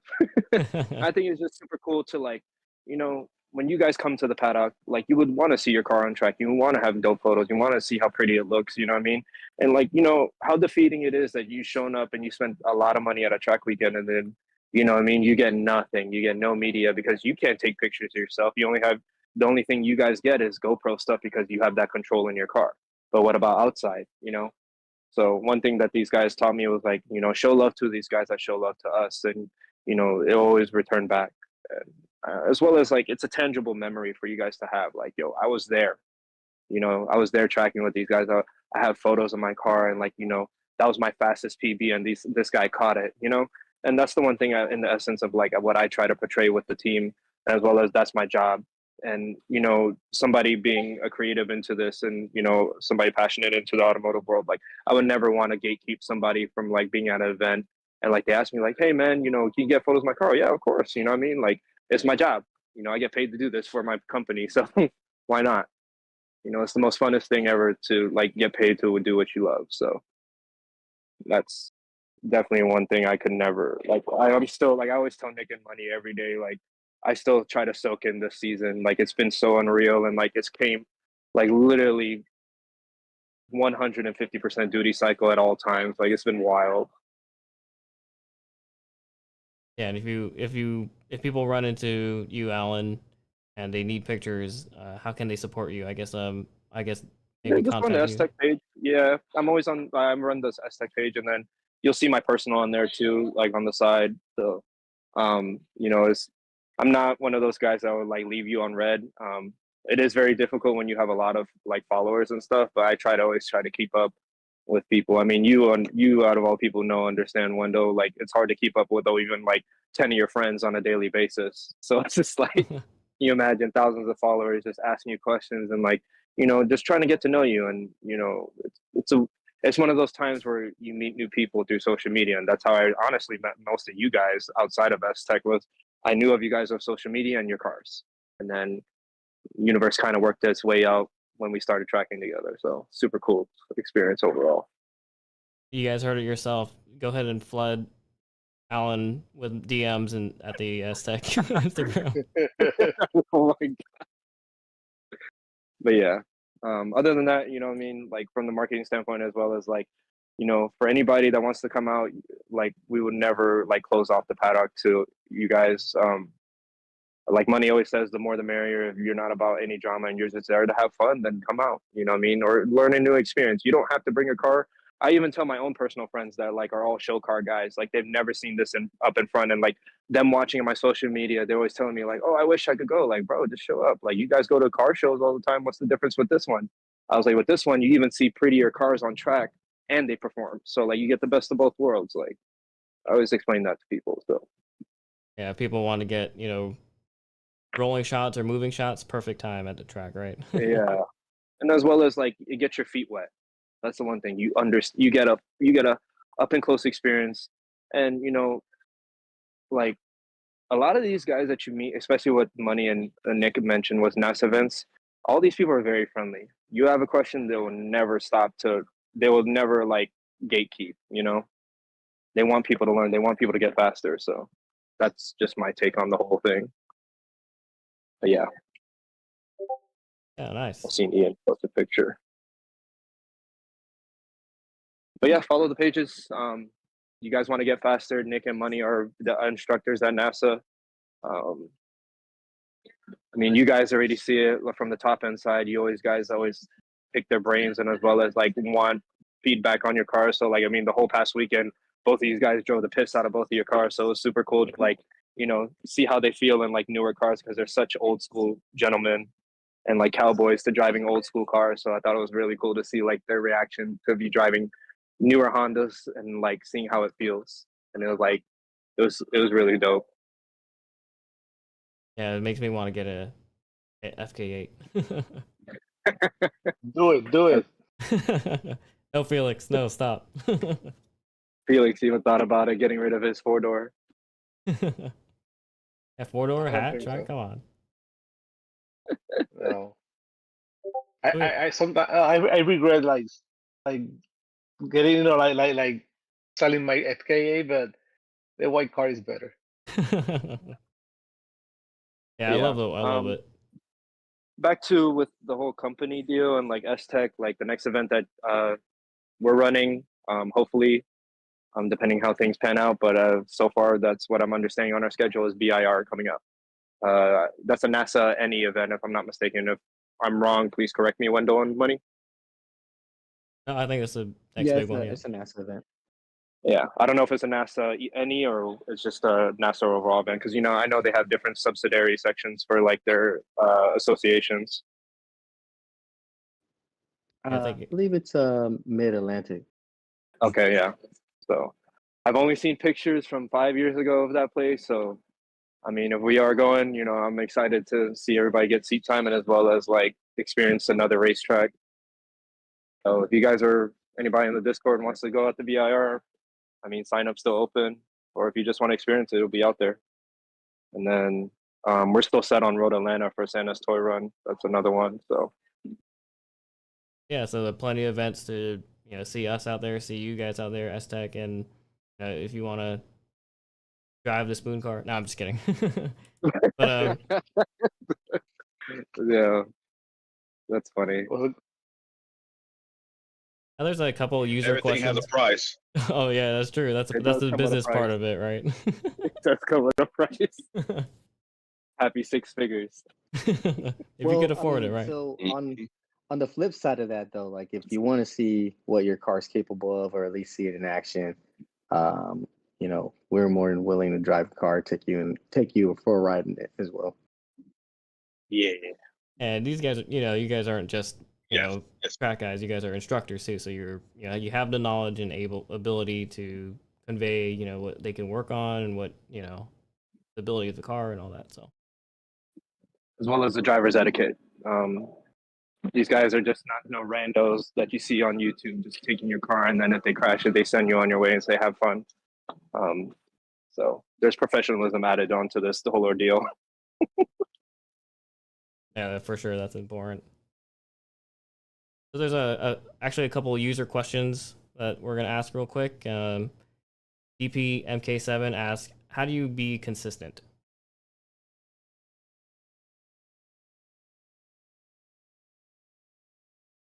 So consistency comes with obviously, like you have to really pay attention to what you are doing, right? So part of that, the consistency is built through actual seat time, like experience. Initially, you know, unless you are a natural, or if you're born with like this natural talent, it will take some work, because what happens is, when you first start out, when you're first, and this is kind of just answering it is as if I'm talking to someone who is just starting out. There's so many things that's happening. So it's like information overload. So you have to, like, because none of it is muscle memory as of yet. You have to remind yourself to look up. You have to remind yourself, to apply, firm brake pressure. You have to remind yourself to take your foot off the clutch pedal, things like that. So you're less consistent because you're focusing on so many things. As you build more experience, you automatically become consistent. And there's things that you learn to do in terms of finding visual cues on the track, actual physical visual cues, and your technique, throttle input, brake input, steering input, things like that. And I would say a lot of it comes from seat time. Yeah, I'm definitely guilty of keeping my foot on the clutch. When you mentioned that, I was like, oh crap, that's that was me. Yeah, definitely like you said, seat time, eyes up, just remember what I guess what your instructor is telling you, right? And then hopefully that will come naturally as you have more seat time, right? Oh yeah, definitely. Because some things just become more automatic as you gain more experience, and then that will help you become more consistent, because now you're focusing on those things that really, really matter, because you're able to kind of autopilot the other things that, when you're initially going out there, are things that you're worried about. Yeah, it's definitely, especially when you're new, it's definitely a new world that you're going into, right? And actually, Kaylee says he's on the waiting list for VIR, so that's great. I know we were talking about it at the last track day, so yeah, nice, Kaylee. The next question is from Sensei Chen. What's the most affordable car to track? I know, like, we keep saying, it's not really too much about the money, but just in your opinion, what's the most affordable car to track? Miata. No, I'm joking. Well, I would I don't honestly, think so. I would venture to say just the car that you currently own, because you don't have to buy another car, right? Because, and I always say this is, you could track anything. It doesn't matter what it is. And Wendell, this firsthand. You've seen, people take SUVs, trucks to the track. You can track anything. I would say you start with the car that you own. Yeah, that's a great advice. I think you have it, take it, right? I mean, we've seen a Veloster Elantra N at Daytona this past track event at SCCA track night. It was a stock Elantra N. It wasn't even a Veloster or a Sonata. It was a Elantra N. It was that white one in your guys' class, if you don't remember. Yeah. So that was interesting to me. And then I believe in DE3 there was a stock Saturn Ion too at Instructors Clinic in the beginning of the year. So, I mean, there's people out there. You just got to show up. I want to say, so Adam's first instructor, I think, drove a Ford Escort. It was like bone stock Ford Escort, and he bought some used Hoosiers, and he ran those used Hoosiers he bought for like $100. But the car was bone stock, and he put the tires in the back of his car and drove to the track, and that was who Adam's first instructor was. And it's insane how they keep up with everybody. Last weekend, you guys remember, like, one guy was driving a Saab automatic with stock suspension, everything, and he was like killing it. Was that the guy with the he had street tires, and you hear him screeching down every the same guy. Yep. I want to say like 2 or 3 Roblings ago, there was a guy there driving a Saturn. So, like I said, you can track anything. And so if you already own a vehicle, start with the vehicle you own. What's the cheapest car to track? I mean, right now the used car market's insane. I've seen NB Miatas going for like upwards of $7,000. I think that's insane.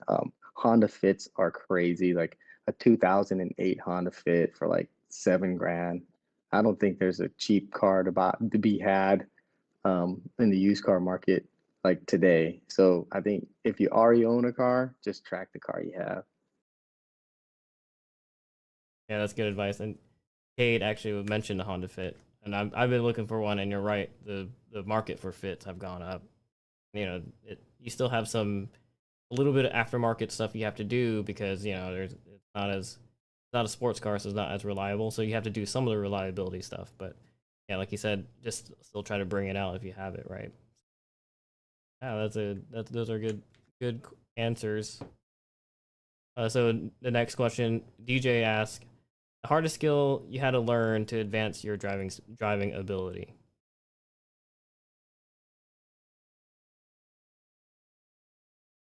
Oh, that's a good one.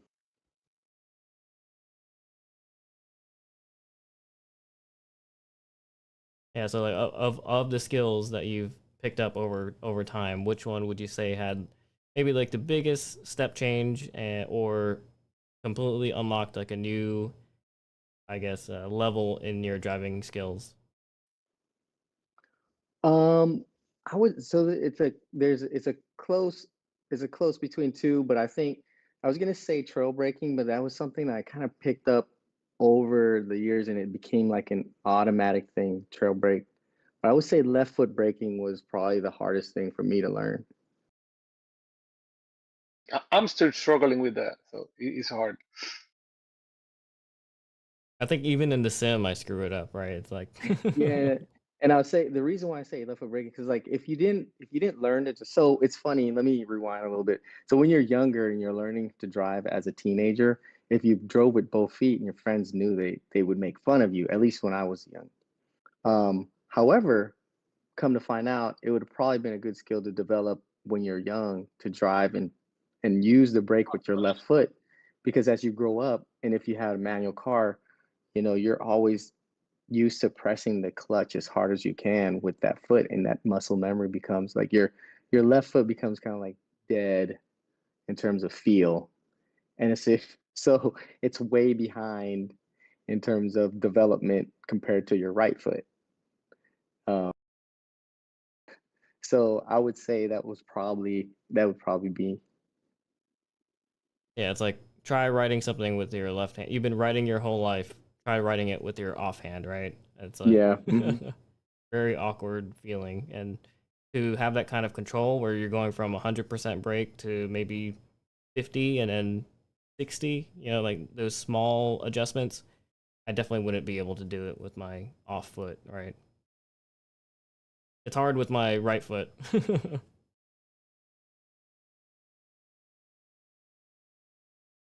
So on that note, I'll tell you. oh, I'll tell good. you what Nick's was, and Nick mentioned that his was slip angle, and I can understand that. So like, um, that came to me naturally, but I think he learned left foot braking really easily. Um, so like for slip angle, you start to hear in the screeching of the tires, and that's why I always tell people don't start buying like super grippy tires right off the bat. You want to almost drive with like just street tires originally because they're a lot more forgiving. And so basically, just really quick, it's not textbook definition of slip angle. So like there is a direction of where you turn the wheel, but the actual direction that your car is actually traveling, and there's an angle difference between how much angle you're giving your wheel and the actual angle you're getting from your tires. That slip angle is how much the deviation is and where your tire is actually at its maximum grip level. So like you're actually turning more, but but you're not going the direction you're trying to make the car go. However, you're in your maximum grip, and there's a sound that you hear, and it's a distinct sound. And when you start to unlock that, you're able to utilize your tires to their maximum extent. However, that there's a decreasing. It's a So as the tire gets more and more grippy, there's less and less slip angles, like where it goes from you have grip and then you don't. So It's like that transition period is a little smaller. right. So it's like a diminishing return. Like when you start with street tires, super duper big slip angle, very forgiving, and then as you start to get, you know, closer and closer to like slick, there is like no slip angle on, you know, our comps, you know. Yeah, and you could almost hear and feel it dig in, and then before you know it, you're oversteering, right? Kind of.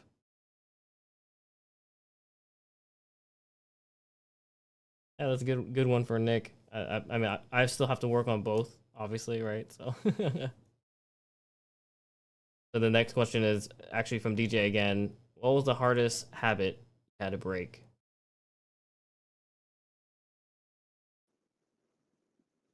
Hardest habit. Um,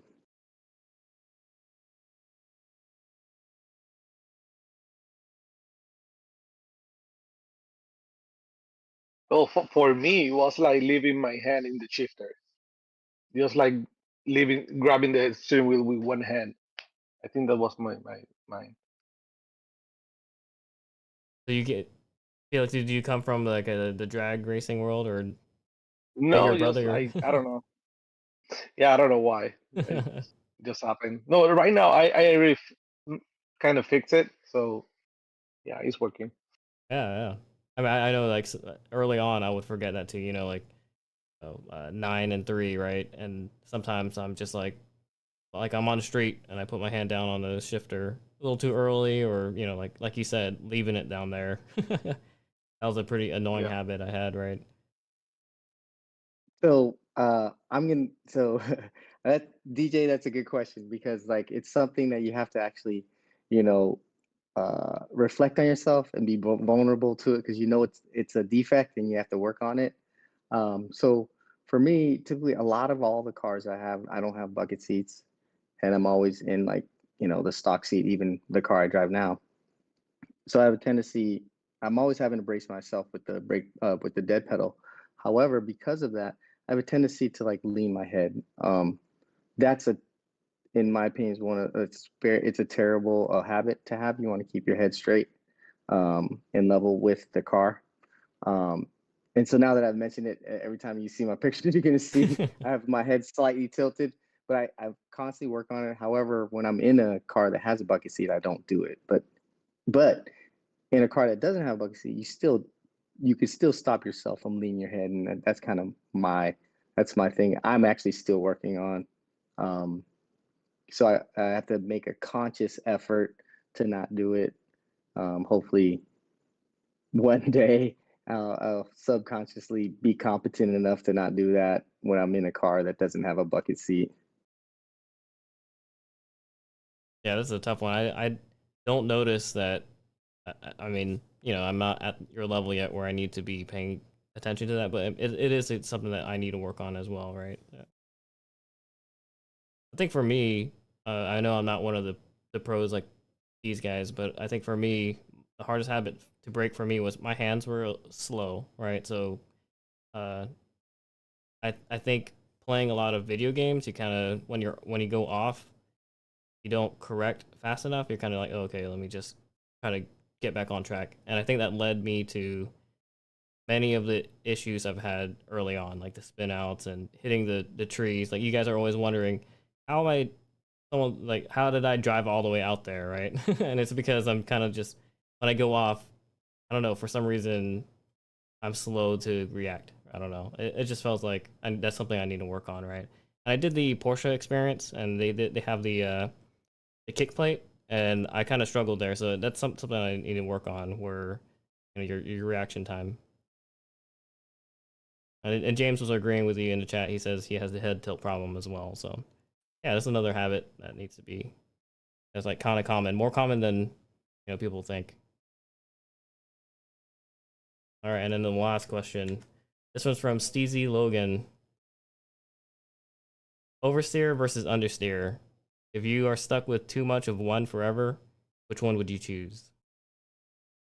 I think for me, it's almost, I don't know, being in the front wheel drive world. I would say I'm more comfortable with understeer, but with oversteer, you could kind of use it to your advantage, right? So I think maybe for me as a comfort level, at my level, like where I'm new, I would rather have understeer. But what about you guys? What would you pick?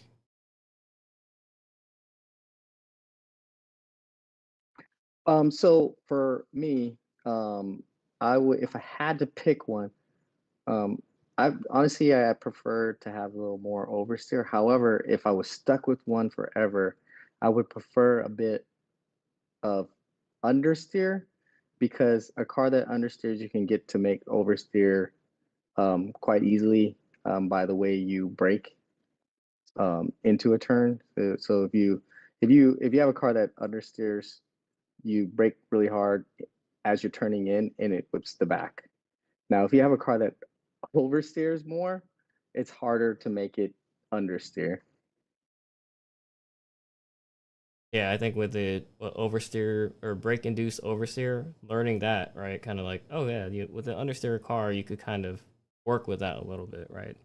But you're right, with the oversteer, there's so much you can do. I guess you have you if you're really quick. I know this was a question that came up with F1 racers, right? And it was almost like an even, I think almost 50-50. Even at that level, at the F1 level, people are preferring oversteer and understeer, right? It's just preference, I think. And Cade says he's oversteer all day, every day.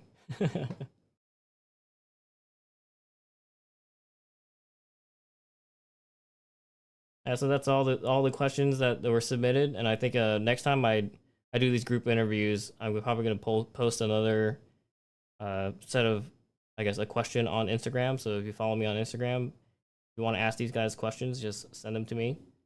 And yeah, it was a great stream and great talk. I think this podcast style works with this format. I definitely want to, maybe next time we interview you guys at S-Tech, I'll have a little bit more, I guess, formal outline. I know today we just kind of had like an introduction and all that. So it was great talking to you guys. Do you guys have any other words? Or I know we've already shown where they could follow you on Instagram and where they could, look at your merch and all that stuff. You guys have any final thoughts? I mean, it'd be dope for you to run a live one of these track event days where we have like a little bit of like fun run and digression, where it's like we're not running around with our heads chopped off all the time, like what we talked about at Roebling, like maybe like post track, like live setup. But that was just an idea that I threw to you when we were at Roebling. So Yeah, I did have one last thing I wanted. I know we talked about you know people not having to spend a ton of money on their cars to get out to the track. But on the flip side of that, if you've already done all that, you've poured a ton of money into your car, and now you're afraid to come out, or you're afraid that someone's going to judge you. And I've had that. So people have hit me up on IG like, oh man, I really want to get into this, but I put so much money in my car. I don't want to go there with a super fast car, but I'll be a super slow driver. No one's going to judge you. Like the track community, it's all love. Like all we want to do is see everyone advance as fast as they possibly can within their own abilities, and it doesn't matter. You bring what you got, and no one's gonna judge you. I would say if you're interested in doing it at all, just get out to the closest track near you. Shoot, I mean, we're always posting where we're going next. If you find yourself near us, come see us in the paddock, wherever we are.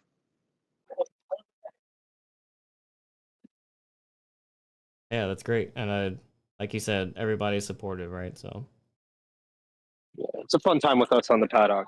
You'll see. Yeah, it's fun. yeah, I think what contributed to me sticking around so long is the community itself, right? If I was not having fun, I was like, man, these guys they're rough or they're not supportive, I probably wouldn't be around anymore, right? So it's definitely It's like the camaraderie. It's definitely the camaraderie. yeah, I totally agree. Well, it was great chatting with you guys. I don't know if anyone has any other questions in the chat that they want to ask these guys, but like I said, follow them on Instagram, and thanks guys for joining the chat. I appreciate it, and yeah, we'll set this up again. We'll probably interview other people in the future as well. We could talk live, like you said, at the track. Hopefully one day.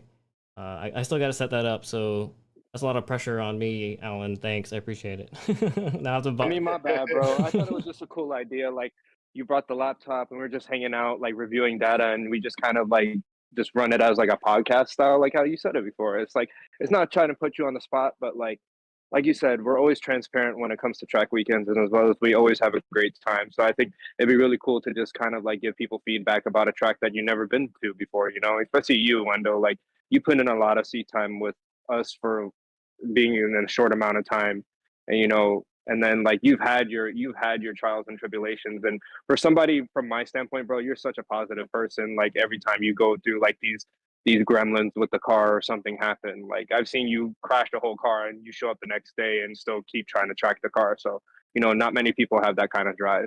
So, Yeah, I I'm not trying to appreciate put pressure on you, bro. So it.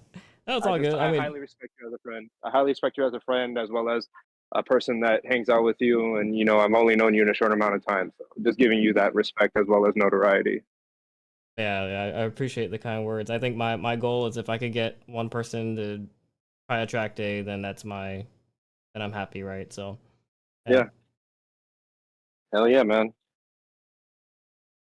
All right, well, it was great. I'm gonna hop off. Thanks, guys, and like I said, Yeah, if you man. guys want to follow them, STech S_tech_USA on Instagram. I think that's their main platform. So and they're starting up their YouTube channel. So yeah, if you guys want to check them out, like and follow those guys. So Yeah, we're also on Facebook, Speed Techniques USA. Same thing for YouTube. It's Speed Yeah. Techniques USA. It's all linked in together. okay, yeah. Yeah. So appreciate it, bro. Yeah. Until next time. VIR. Yeah, thanks for having us, man. Yeah, Yeah. appreciate Yeah, it, man. thank you. You guys have a good one. So we'll see you at VIR Peace. later. All right, so that was a great stream. I think, like I said, I'll post their links in the comments and everything down below. Yeah, just go ahead and give them a follow. Thanks. I think we're gonna end the stream here. I was gonna try to do some laps, but maybe next time. I think the format next time we could probably add some seat time with the guys that are interviewing. Maybe we'll do it live on Gran Turismo or Assetto Corsa or something. We'll figure something out, right? So, I guess that's it for the stream. Thanks guys for watching, and I'll see you in the next one. Peace out.